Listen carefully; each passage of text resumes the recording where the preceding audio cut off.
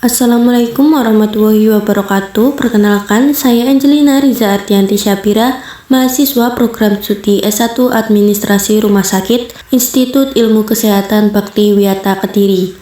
Pada video edukasi ini, saya akan memaparkan temuan dan rekomendasi dari makalah yang berjudul Analisis dan Optimalisasi Pengelolaan Logistik Farmasi di Rumah Sakit Indonesia pada pendekatan integratif berbasis data open source. Langsung saja kita mulai. Tahukah Anda sekitar 40 hingga 50% dari total biaya operasional rumah sakit di Indonesia digunakan untuk kebutuhan logistik farmasi, obat-obatan dan bahan medis pakai. Ini menjadikan logistik farmasi sebagai komponen biaya terbesar sekaligus area paling rawan terhadap inefisiensi. Namun sayangnya, pengelolaan logistik di banyak rumah sakit kita masih menghadapi permasalahan yang berulang dari tahun ke tahun.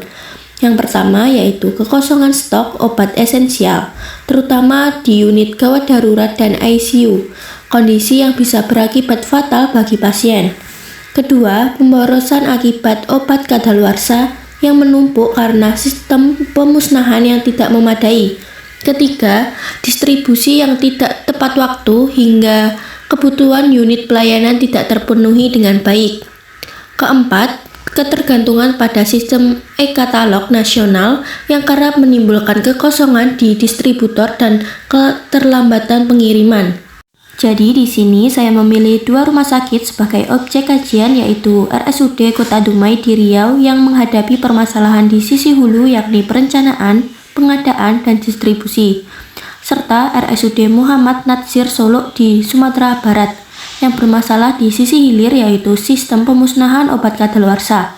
Keduanya merepresentasikan kondisi umum rumah sakit daerah tipe C di Indonesia. Selanjutnya yaitu stok outrate, di mana RSUD Kota Dumai yang realisasi distribusi hanya mencapai 75% dari rencana, sehingga stok outrate diestimasi sebesar 25%. Berlaku untuk seluruh kategori obat termasuk obat vital. Padahal target nasional untuk obat vital adalah 0%, yang artinya dari setiap 100 permintaan obat vital, 25 diantaranya itu tidak bisa dipenuhi. Dapat menyebabkan yaitu metode perencanaan yang kaku hanya berbasis konsumsi, e-katalog yang kerap kosong di distributor, masalah pembayaran pada pemasok, serta sistem distribusi pool yang tidak berjalan efektif. Selanjutnya yaitu ITR. Untuk kelima item prioritas 1 yang saya analisis seperti doxorubicin, meropenem injeksi, dan infus RL 500 ml. Nilai ITR antara 8,9 hingga 10,7 kali per tahun. Masih berada dalam rentang target 8-15 kali per tahun. Ini satu-satunya indikator yang hasilnya baik. Selanjutnya yaitu waste ratio. Di RSUD Muhammad Natsir Solo, waste ratio ini mencapai 5,5%, jauh melampaui target WHO di bawah 1% dan standar nasional di bawah 2%. Dalam nilai nyata, ini berarti 950 juta terbuang percuma setiap tahunnya. Yang menyebabkannya yaitu dalam sistem VEVO yang belum diterapkan secara konsisten, petugas kurang terlatih, dan tidak tersedianya fasilitas pemusnahan yang memadai. Selanjutnya yaitu akurasi stok. Akurasi stok berkisar 85-88%, jauh di bawah target lebih dari 95%. Akurasi paling rendah ditemukan di depo rawat inap, yakni hanya 85%. Penyebabnya yaitu pencatatan masih manual, input ke SIM RS tidak dilakukan tepat waktu, dan stok opnam tidak dilaksanakan secara rutin. Selanjutnya yaitu klasifikasi ABC atau VAN. Dari simulasi 50 item logistik, 11 item sekitar 22% masuk kelompok A dan menyerap 74,1% anggaran yang berkonsisten dengan prinsip Pareto.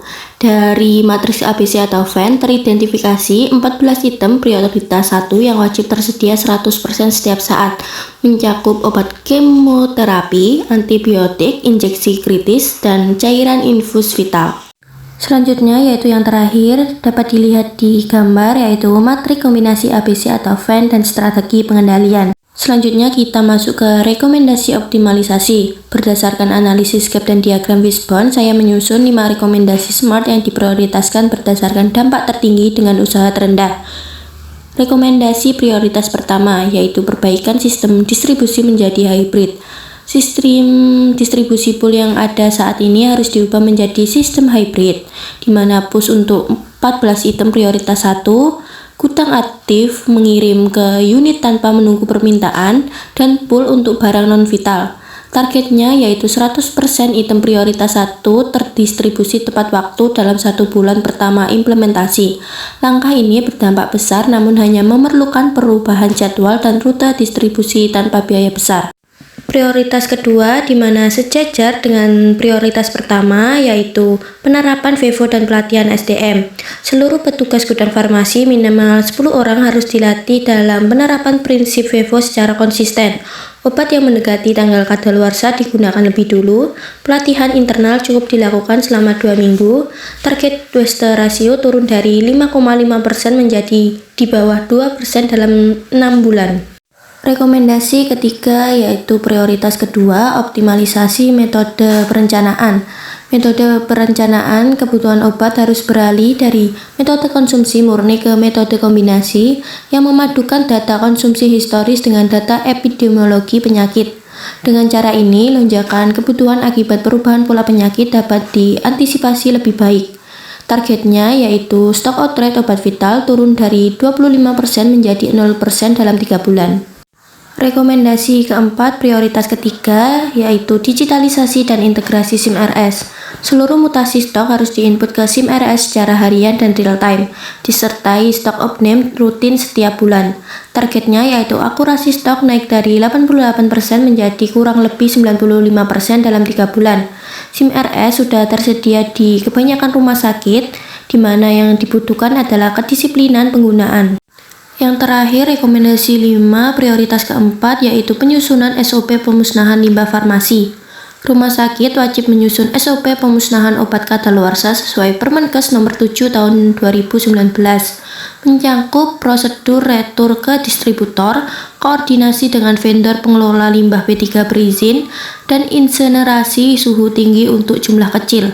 Pembuangan ke TPA dan pembakaran terbuka adalah tindakan ilegal yang harus dihentikan.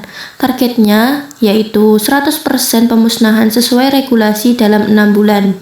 Dari seluruh analisis yang telah saya paparkan, dapat disimpulkan bahwa yang pertama yaitu sistem logistik farmasi rumah sakit Indonesia masih menghadapi permasalahan serius dan sistematik pada stock out rate sebesar 25%, waste ratio sebesar 5,5%, dan akurasi stok di bawah 95% adalah cerminan nyata dari kondisi tersebut.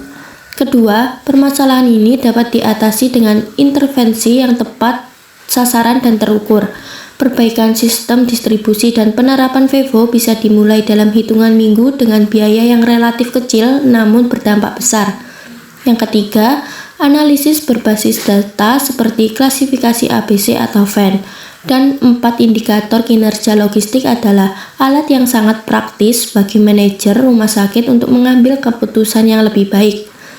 Saya berharap temuan dan rekomendasi ini dapat menjadi bahan refleksi dan langkah nyata bagi pengelola rumah sakit, tenaga kesehatan, dan pemangku kebijakan untuk bersama-sama mewujudkan pengelolaan logistik farmasi yang efisiensi, akuntabel, dan berorientasi pada keselamatan pasien. Karena pada akhirnya logistik yang baik adalah bagian dari pengelolaan yang baik, dan pelayanan yang baik adalah hak setiap pasien. Terima kasih. Wassalamualaikum warahmatullahi wabarakatuh.